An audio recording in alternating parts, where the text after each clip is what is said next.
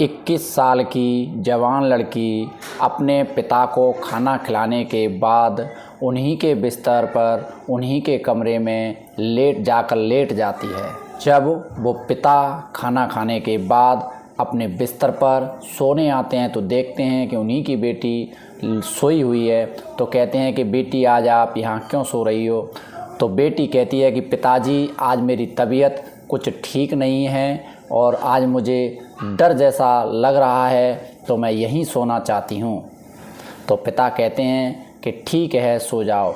और जैसे जैसे धीरे धीरे रात जब आगे बढ़ती है तो बेटी पिता को स्पर्श करना स्टार्ट कर देती है। और ये स्टार्ट करने का जो सिलसिला था वो इतना बढ़ जाता है कि बेटी भूल जाती है कि मेरे ये पिता हैं और पिता भूल जाते हैं कि मेरी ये बेटी है। उसके बाद उन दोनों के बीच जो हुआ उसकी किसी ने कल्पना भी नहीं की होगी।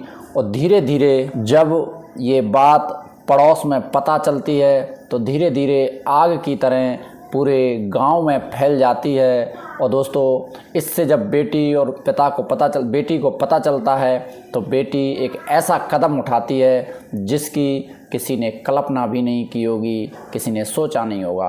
दोस्तों आइए जानते हैं इस पूरे घटनाक्रम को।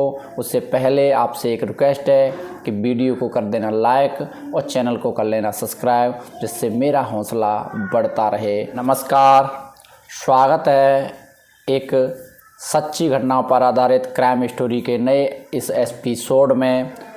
दोस्तों ये सच्ची घटना सुनाने जा रहा हूँ। मध्य प्रदेश राज्य में एक ज़िला लगता है सागर ज़िला। सागर ज़िले की घटना है इसमें, जिसके रहने वाले प्रेमपाल, जिनकी उम्र दोस्तों लगभग 45 साल की थी।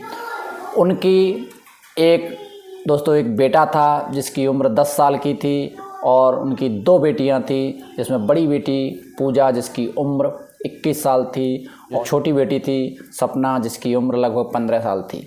दोस्तों इन दोनों बेटियों और इस बेटे की माँ 2 साल पहले ही इस दुनिया से जा चुकी थी, मर चुकी थी। अब दोस्तों इनका जो परिवार था हंसी खुशी से अच्छा वाला चल रहा था। इस जो बड़ी बेटी थी पूजा 21 साल, ये दोस्तों बीए फर्स्ट ईयर की पढ़ाई कर रही थी और छोटी बेटी भी स्कूल में पढ़ने जाती थी और इनका बच्चा भी पढ़ रहा था। अच्छे से घर इनका चल रहा था।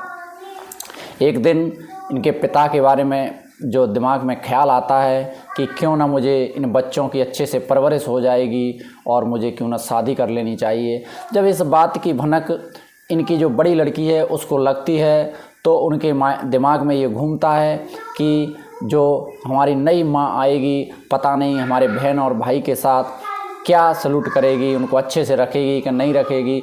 इन्हीं सब बातों का उनके दिमाग में चल रहा था कि जब वो कॉलेज जाती हैं तो वहाँ एक अपनी सहेली से ये कह बैठती हैं कि मेरे पिताजी दूसरी शादी करना चाहते हैं। पता नहीं उनकी जो दूसरी घरवाली आएगी वो हमारे भाई और बहन को कैसे रखेगी, उनको अच्छे बर्ताव करेगी उनके साथ कि नहीं करेगी। तो सहेली सलाह दे देती है उनके लिए कि क्यों ना आप एक काम कर लेती हो, आप अपने पिता के साथ हमबिस्तर हो जाओ, जिससे उनकी भी भूख मिट जाएगी और दूसरी शादी भी नहीं करेंगे। क्योंकि पिता बच्चों से उनका कोई लेना देना नहीं है, वो सिर्फ अपने लिए, अपनी भूख के लिए दोस्तों, अपनी हवस के लिए ये शादी करना चाहते हैं। बस बेटी के दिमाग में वो सब कुछ बैठ चुका था और जैसे ही बेटी आती है उनको खाना खिलाती है। खाना खिलाने के बाद उन्हीं के बिस्तर पर जाके और वो लेट जाती है, सो जाती है। जब पिता खाना खाने के बाद अपने बिस्तर पर जाते हैं, देखते हैं बेटी सो रही है, बेटी को जगाते हैं, कहते हैं कि बेटी आप यहाँ क्यों सो रही हो। तो बेटी कहती है कि पिताजी आज मेरी तबीयत कुछ ठीक नहीं है और आज मुझे कुछ डर सा भी लग रहा है, इसलिए मैं यहीं सोना चाहती हूँ। तो पिता कहते हैं ठीक है सो जाइए। जब जैसे जैसे रात आगे बढ़ती है तो बेटी पिता को स्पर्श करना शुरू कर देती है और ये स्पर्श करने का सिलसिला इस कदर बढ़ जाता है कि जो बेटी है वो बहुत उत्तेजित हो जाती है और ये भूल जाती है कि मेरे पिता हैं। पिता भी दोस्तों धीरे धीरे, क्योंकि लड़की इधर जवान थी, तो पिता भी भूल जाते हैं और अपने आप को रोक नहीं पाते और उनके बीच वो सब कुछ हो जाता है जिसकी किसी ने कल्पना की नहीं होगी। शारीरिक संबंध बनते हैं और फिर एक दिन नहीं कई दिन बनते हैं, बार बार बनते हैं। और दोस्तों ये जो लड़की है पूजा, ये गर्भ से हो जाती है। जब गर्भ ठहर जाता है, जब पेट थोड़ा बढ़ने लगता है, 3-4 महीने हो जाते हैं, तो ये एक डिसीजन लेते हैं, ये जो है पिता और बेटी, कि क्यों ना इस बच्चे को गिरा दिया जाए। तो फिर दोनों, पिता और बेटी दोनों एक डिसीजन लेते हैं और उस गर्भ को यानी अबॉर्शन करा देते हैं, उस बच्चे को गिरा देते हैं।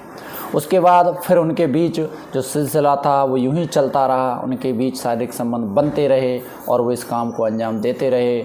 लेकिन एक दिन अचानक जो छोटी बेटी होती है सपना, वो उनके इस कृत्य को देख लेती है। और उस कृत्य को जब देखती है तो वो जो बड़ी बेटी होती है पूजा, उसको पता चल जाता है उसके बारे में।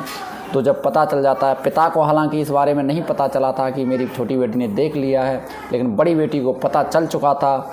तो उसने और धीरे धीरे करके ये बात उनके आसपास लोगों में फैलने जाती है कि ये ऐसा हो रहा है। जब आसपास लोगों में फैलती है तो दोस्तों आग की तरह पूरे गांव में फैल जाती है।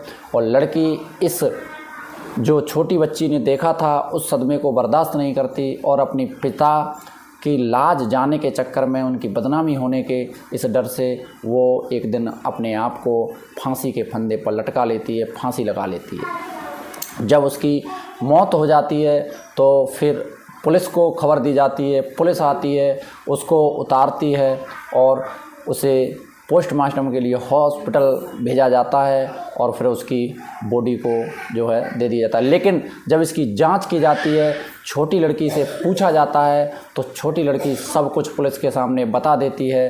दोस्तों उसके बाद पिता को गिरफ्तार कर लिया जाता है और लोगों को जब इसके बारे में पता चलता है तो लोगों के पैरों तले ज़मीन खिसक जाती है। और इस रिश्तों को तार तार करने वाली घटना से लोग बहुत दुखित होते हैं दोस्तों, और पिता को जेल भेज दिया जाता है। उसके बाद दोस्तों ये सारी घटना सुनाने का उद्देश्य आप किसी को परेशान करना नहीं है, आपको दुख पहुंचाना नहीं है दोस्तों, बस आपको सचेत करना है, जागरूक करना है। और आप दोस्तों इस पूरी घटनाक्रम के बारे में क्या कहना चाहेंगे, एक छोटे से कमेंट्स के बारे में मुझे बताना दोस्तों। और जाते जाते कुछ भाइयों ने नाम लेने की अपील की थी, तो उनके बारे में बता दूं। रोहन सिंह हरियाणा से हैं और सुमित कुमार पंजाब से हैं, दुरातिया ये दोस्तों चंडीगढ़ से हैं, मोहित खान अलीगढ़ से हैं और शेख अली राजस्थान से हैं। इन भाइयों के आज जन्मदिन है, इन जन्मदिन को ढेर सारी शुभकामनाएं तहे दिल से दोस्तों इनके जन्मदिन की मुबारकबाद। और दोस्तों जो भाई मेरे वीडियो को वॉच करते हैं उनको मैं दिल से शुक्रिया अदा करता हूं और ऊपर वाले से मैं उनका शुक्रगुजार हूं कि उनको यूं ही स्वस्थ रखें, स्वस्थ बनाए रखें और हमेशा उनको प्रगति के रास्ते पर चलाएं। दोस्तों चलता हूं, मिलते हैं एक नए वीडियो के साथ, तब तक आप बने रहिए, देखते रहिए सुधीर भाई स्टोरी चैनल। जय हिंद, जय भारत।